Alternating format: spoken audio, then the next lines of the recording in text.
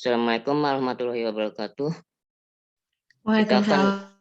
mulai pelajaran ini. Kita akan melanjutkan materi kerajaan Islam di Nusantara. Jadi ini kerajaan Islam di Sumatera. Kerajaan Jempa adalah salah satu kerajaan Islam di Indonesia pada abad ke-7 Masehi. Pendiri kerajaan ini adalah Salman Al-Farsi. Wilayah kerajaan Jempa mencakup wilayah Kabupaten Biren. Saat ini kerajaan Jempa mengalami keruntuhan pada tahun 880 Masehi. Wilayah kerajaan Jempa meliputi perbukitan di sekitar Sungai Piudada hingga Pantai Klueng, Piusangan. Pusat kerajaan berada di Desa Blang, Siupeweng, yang menjadi pemukiman penduduk. Selain itu, kerajaan Jempa memiliki kota pelabuhan yaitu Kuala Jempa. Wilayah ini memiliki banyak sungai besar yang menjadi tempat berlabuh dan berlayar kapal dan perahu. Kerajaan Jempa merupakan kerajaan dengan pemukiman penduduk yang ramai. Pusat pemerintahannya yaitu di Kuala Jempa yang merupakan kota pelabuhan. Kota ini menjadi tempat persinggahan dan perdagangan yang strategis di Pulau Sumatera. Selain itu, kerajaan ini termasuk dalam jalur perdagangan dan perairan Selat Malaka. Hal ini membuat kegiatan utama masyarakatnya adalah berdagang. Kawasan perdagangan kerajaan Jempa berada di pesisir utara Pulau Sumatera. Kerajaan ini menjalin hubungan diplomasi perdagangan dengan kerajaan-kerajaan yang ada di Pulau Sumatera. Selain itu, kerajaan Jempa juga menjalin hubungan perdagangan dengan kerajaan-kerajaan yang berasal dari kawasan Arab, Persia, dan Tiongkok. Kerajaan Jempa menjadi salah satu tempat penyebaran Islam untuk pertama kalinya di kawasan Nusantara. Penyebaran Islam di kerajaan Jempa terutama dilakukan oleh bangsa Persia. Penduduk kerajaan Jempa menjadi Muslim secara perlahan. Kerajaan ini sepenuhnya menjadi kerajaan Islam pada tahun 777 Masehi.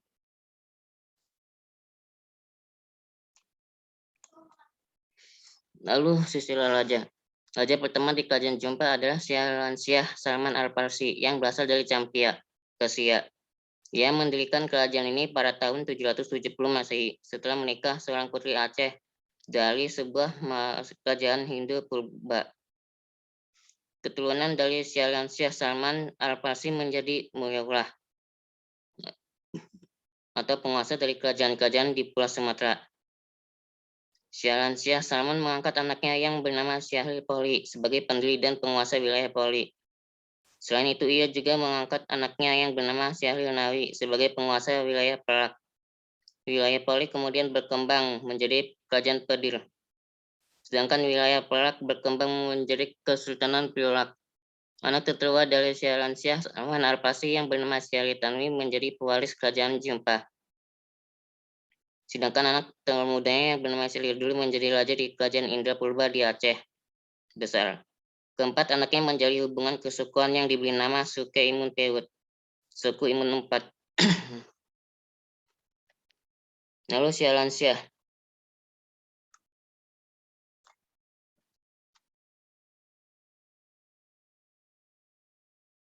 Al-Farsi adalah keturunan Nabi Muhammad dari jalur Ali bin Abi Thalib dan Husain bin Ali. Ini berdasarkan gelar Syahril yang dinisbatkan kepadanya. Gelar ini diberikan kepada keturunan Husain bin Ali dan putri Raja Persia yang bernama Syahril Banun. Menurut silsilah keturunan Sultan-Sultan Melayu yang dikeluarkan oleh Kerajaan Brunei Darussalam serta Kesultanan Sulu Mindanao. Kerajaan Islam Jempa dipimpin oleh seorang pangeran dari Persia India belakang yang bernama Syah Salman alias Sasaniyah Salman yang kawin dengan putri Mayang Sirudong serta mempunyai berbagai anak antara lain Syahril Poli, Syahril Tanti, Syahril Nui, Syahril Dito serta Makdum Tarsyuli yang menjadi bunda daripada Sultan pertama Kerajaan Islam Perak yang berdiri pada tahun 805 Masehi.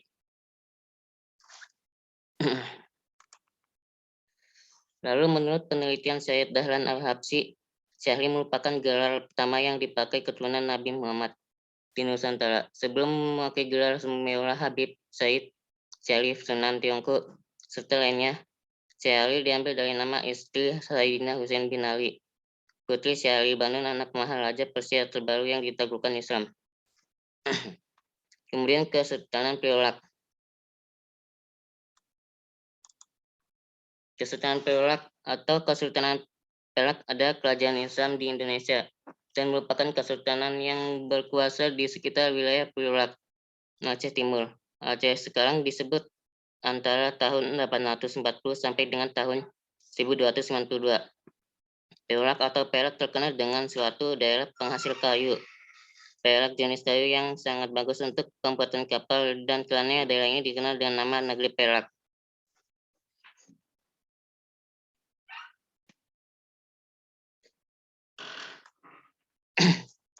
Lalu hasil alam dan posisinya yang strategis membuat Perak berkembang sebagai pelabuhan niaga yang maju. Pada abad ke-8 disinggahi oleh kapal-kapal yang antara lain berasal dari Arab dan Persia. Hal ini membuat perkembangan masyarakat Islam di daerah ini, terutama sebagai akibat perkawinan campur antar saudagar Muslim dengan perempuan setempat. Lalu geografis kerajaan Perak. Selat Malaka sejak zaman dahulu terkenal sebagai jalur perdagangan utama Nusantara.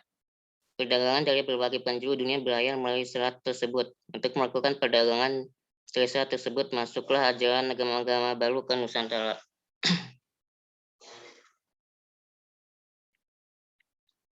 Lalu sebelum berdirinya kerajaan Malaka, perairan Selat Malaka tidak melalui pantai Semenanjung Malaya, melainkan melalui sisi barat Selat Malaka menyisir pantai-pantai Sumatera. Kota pelabuhan terpenting pada waktu itu adalah Semelayu, yang terletak di muara sungai Batanghari, Jambi.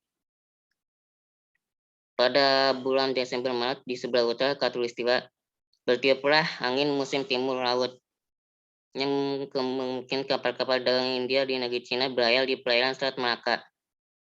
Kapal-kapal tersebut bertahan di perairan Selat Malaka hingga bulan Mei, sebelum mereka berlayar untuk kembali ke negeri masing-masing dengan memanfaatkan angin musim barat daya. Hasil bumi Sumatera turut meramaikan perdagangan internasional di Selat Malaka. Daerah penghasil lada yang utama pada waktu itu adalah Aceh. Menurut pedagang Arab dan Cina menanam lada di Aceh telah dimulai sejak abad ke-9, yakni di daerah-daerah Perak, Lamuri, dan Samudra. Kemudian meskipun lada bukanlah tanaman asli Aceh, melainkan tanaman dari Madagaskar. Para pedagang dari Arab dan Persia membawa lada ke Aceh dan mencoba menanamnya di daerah tersebut. Dari percobaan tersebut ternyata tanah dan iklim Aceh sangat cocok untuk membudidayakan tanaman lada.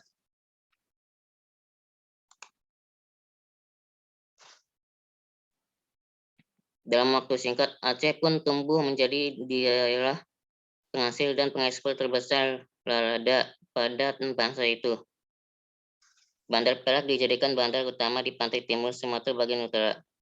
Wilayah tersebut terus tumbuh dan berkembang hingga menjadi kota perdagangan internasional yang banyak disinggahi pedagang dari penjuru dunia, termasuk pedagang Muslim.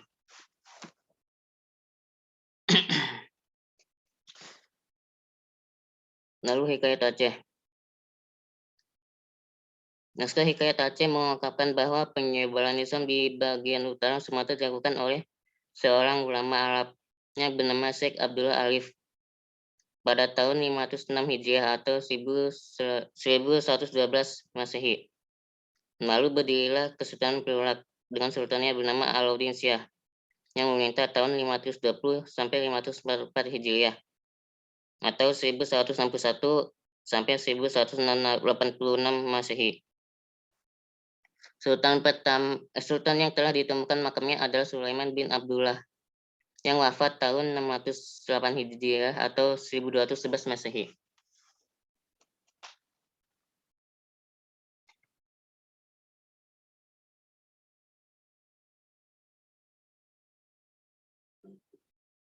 Lalu buku Zulfanzi yang ditulis Rauzubua tahun 1225 mengutip catatan seorang ahli geografis Zulkifli tahun 1178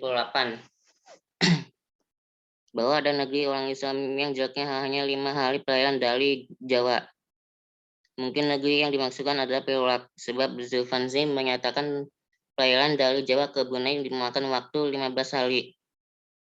Eksistensi negeri Perak ini diperkuat oleh musafir Venesia yang termasuk Marco Polo 1 abad kemudian, ketika Marco Polo pulang dari Tiongkok melalui laut pada tahun 1291, ia singgah ke negeri Velek, yang sudah memeluk agama Islam.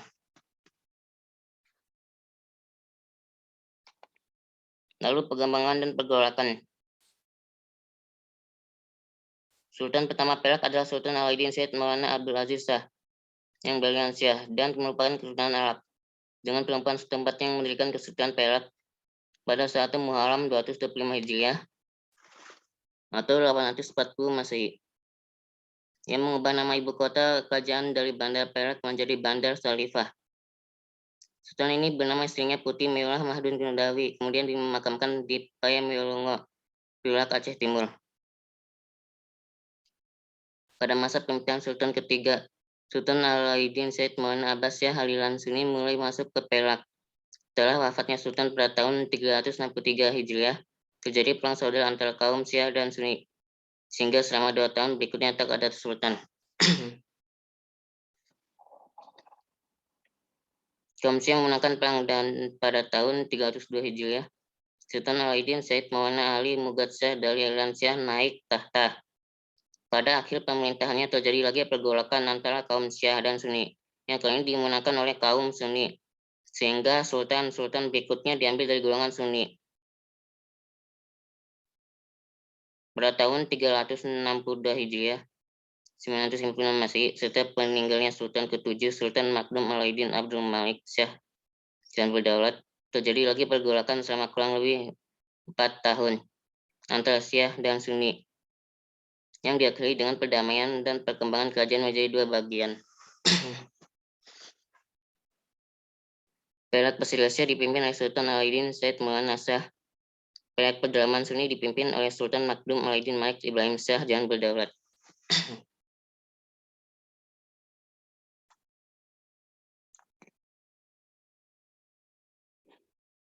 Sultan Said Maulana Shah meninggal. Sultan Alauddin Said Maulana Shah meninggal pada waktu kerajaan Sriwijaya menyerang Perak. Seluruh Perak kembali bersatu di bawah pimpinan Sultan Makdum Alauddin Malik Ibrahim Shah dan yang melanjutkan perjuangan melawan Sriwijaya hingga tahun 1006.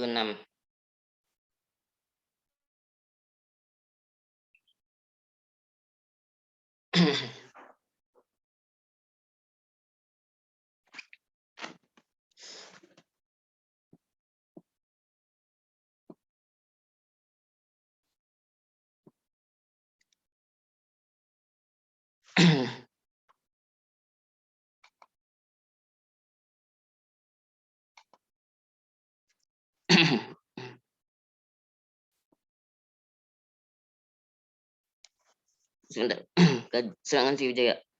Pada tahun 986, kerajaan Sriwijaya bergerak Buddha di Nusantara menyerang Kesultanan Perak Pesisir.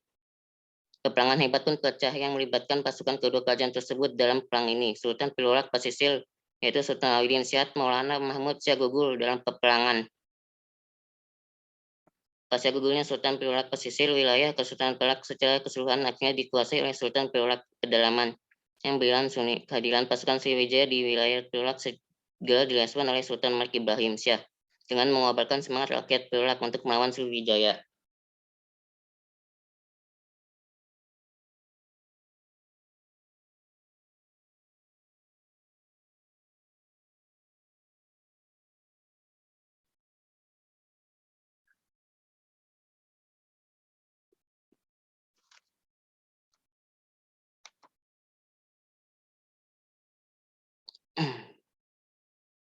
Lalu pertempuran besar pun terjadi selama bertahun-tahun. Perang antara kedua kerajaan itu baru berakhir pada tahun 1006 Masehi ketika Sriwijaya memutuskan mundur dari pertempuran untuk bersiap menghadapi serangan Sriwijaya. Bersiap menghadapi serangan dari Raja Dalmawangsa dari Kerajaan Medan di Jawa. Dengan berakhirnya perang antara Kesultanan Perak dan Kerajaan Sriwijaya, wilayah Perak secara keseluruhan dipimpin oleh keturunan Sultan Malik Ibrahim Syah yang berasal dari golongan Sunni. Pada masa ini kondisi Kesultanan Perak relatif damai tanpa adanya peperangan melawan kerajaan luar.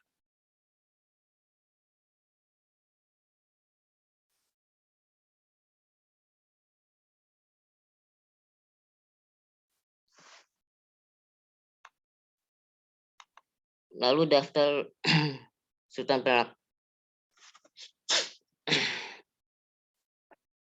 Sultan Perak dapat dikelompokkan menjadi dua dinasti, dinasti Syekh Maulana Abdul Aziz Shah dan dinasti Johan Berdaulat.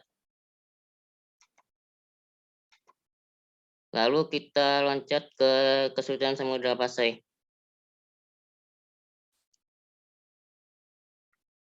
Kesultanan Pasai juga dikenal dengan Samudra Darussalam atau Samudra Pasai dengan kesebutan singkat, yaitu Pasai adalah kerajaan Islam yang terletak di pesisir pantai utara Sumatera, kurang lebih di sekitar kota Lek Sumawe dan Kabupaten Aceh Utara, Provinsi Aceh,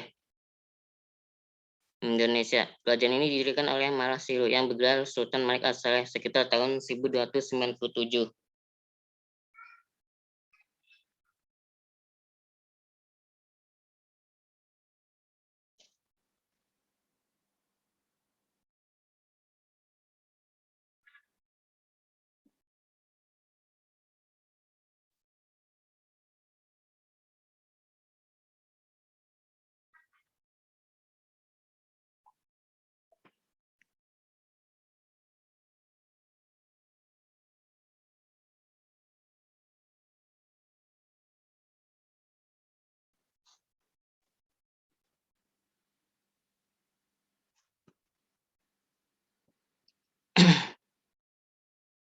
Lalu para sejarawan menelusuri keberadaan kerajaan ini menggunakan sumber dari hikayat raja-raja Pasai serta peninggalan sejarah adat istiadat serta budaya setempat yang masih berjalan dan dipertahankan oleh masyarakat pesisir pantai utara Sumatera.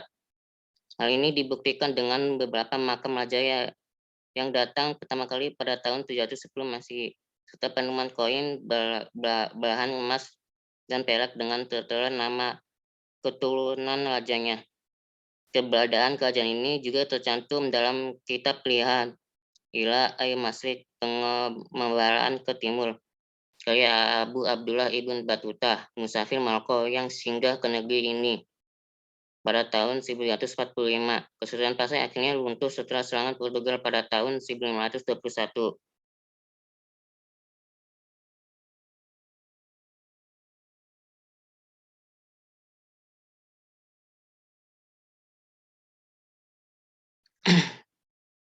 Lalu sejarahnya.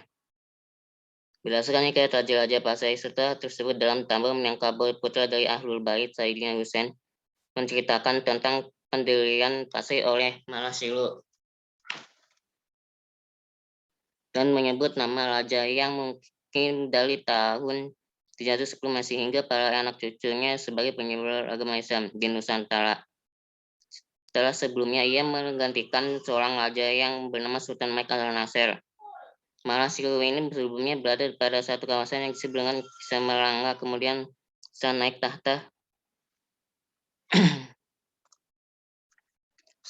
naik tahta sebagai Sultan Malik As-Saleh. Ia wafat pada tahun 696 Hijriah atau 1267. Ibn Tazul Adanin.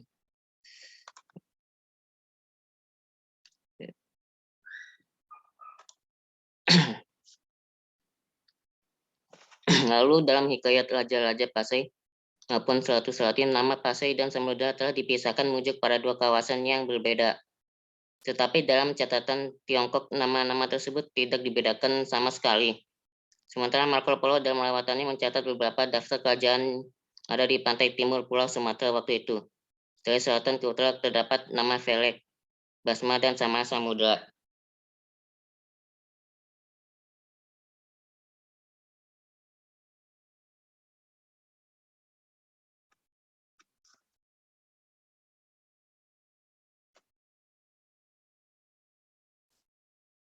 Lalu pemerintahan Sultan Malik As-Saleh kemudian dilanjutkan oleh putrinya Sultan Malik Az-Zahir dari perkawinan dengan putri Raja Perak. Pada masa pemerintahannya, Sultan Muhammad Malik Az-Zahir koin emas sebagai mata uang telah diperkenalkan di Pasai. Seiring dengan berkembangnya Pasai menjadi salah satu kawasan perdagangan sekaligus tempat pengembangan dakwah agama Islam. Kemudian sekitar tahun 1326 ia meninggal dunia dan digantikan oleh anaknya Sultan Mahmud Malik Az-Zahir dan memerintahkan sampai tahun 1345 pada masa pemerintahannya ia dikunjungi oleh Ibnu Battuta.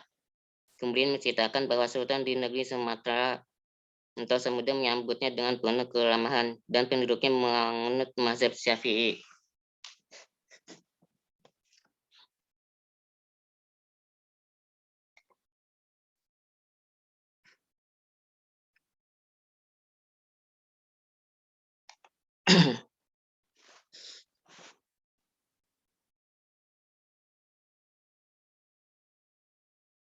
Lalu Malikus Saleh. Pada masa itu orang-orang Islam sudah mendirikan perkampungan di tepi sungai Sumatera.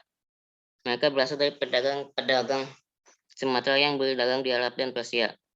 Hanya saja mereka belum sanggup mendirikan kerajaan yang kuat. Pada tahun 1205, telah naik tahta seorang raja Islam di Daya, Aceh yang bergelar Sri Paduka Sultan Jahansyah. Beliau bukan penduduk asli Aceh, melainkan keturunan pedagang-pedagang Islam yang menetap di Aceh. Prof. Dr. Hamka berpendapat bahwa jika dilihat dari namanya, ada kemungkinan bahwa beliau berasal dari Gujarat. Namun demikian, tidak ada berita mengenai kelanjutan kerajaan ini.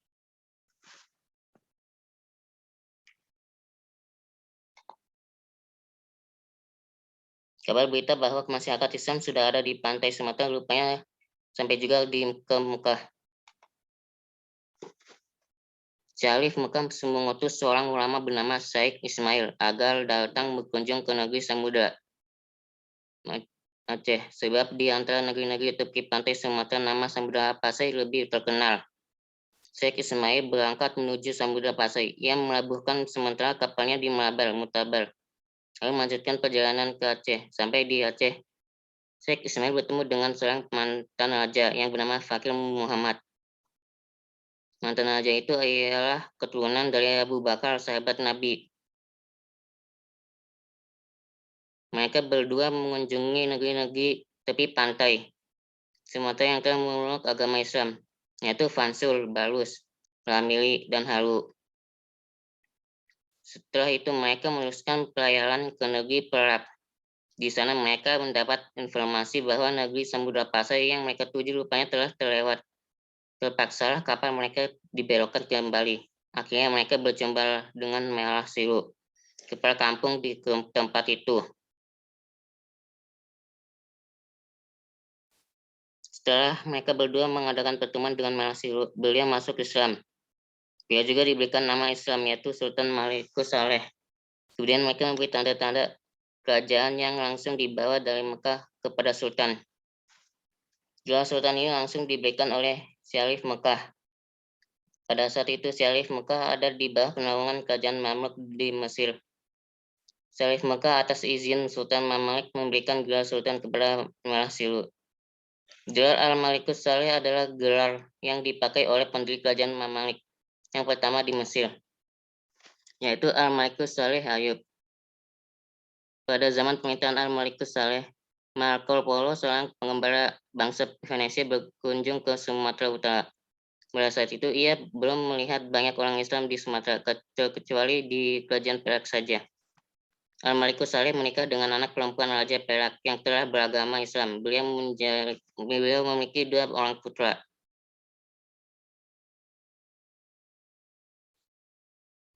Al-Malikus Zahir, seorang putra Al-Malikus Saleh diberi gelar Al-Malikus Zahir, sedangkan putranya yang lain diberi gelar Al-Malikus Mansur.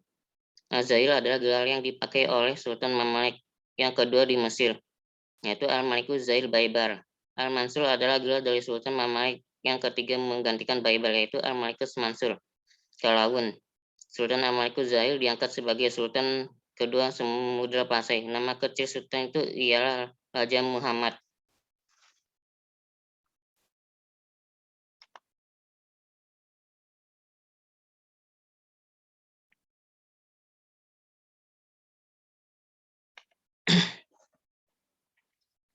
Lalu Al-Malikus Zahir II, Sultan ketiga Samudra Pasai bergelar Zahir juga, nama kecilnya adalah Raja Ahmad.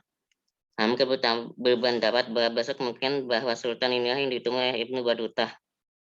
Ketika ia singgah di negeri Pasai, tak kala Ibnu Battuta diutus Sultan Delhi ke Tiongkok pada 1145. Ibnu Battuta menceritakan pengamatannya secara rinci ketika singgah di Pasai sebagai catatan perjalanannya. berdasarkan catatan Ibnu Battuta.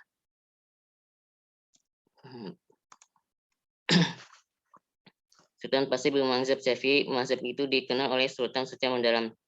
Sultan pun menganggap bertukar pikiran dengan para ulama ketika membicarakan masalah agama. Sultan gemar mendakwah agama Islam ke negeri-negeri tetangga. Sultan juga memiliki armada kapal dagang yang besar. Ketika Ibnu Battuta singgah di Tiongkok, ia melihat kapal dari Sultan ke Pasai.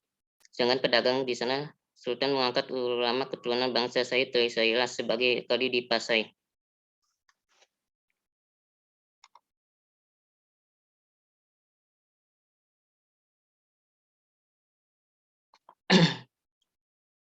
Oke, karena waktunya hanya tinggal 3 menit.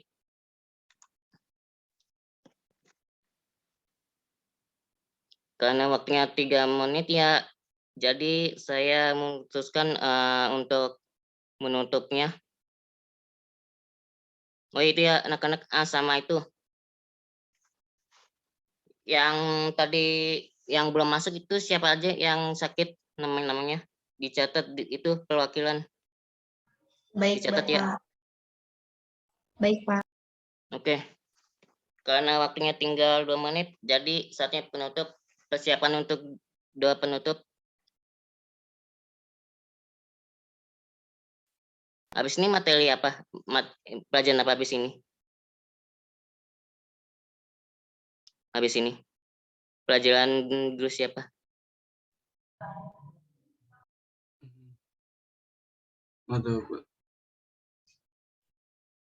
Setelah pelajaran ini pelajaran siapa? Habis ini. PKWU, Pak. Oh ya udah. Ya udah persiapan. Doa penutup. Sebelum kita mengakhiri pelajaran, alangkah baik kita berdoa. Semoga pelajaran hari ini kita bermanfaat. Berdoa dimulai.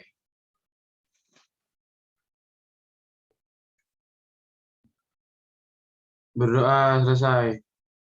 Oke. Memberi salam. Assalamualaikum warahmatullahi wabarakatuh. Terima kasih, Pak. Iya. Pak. Silakan, Liv. Terima kasih, Pak.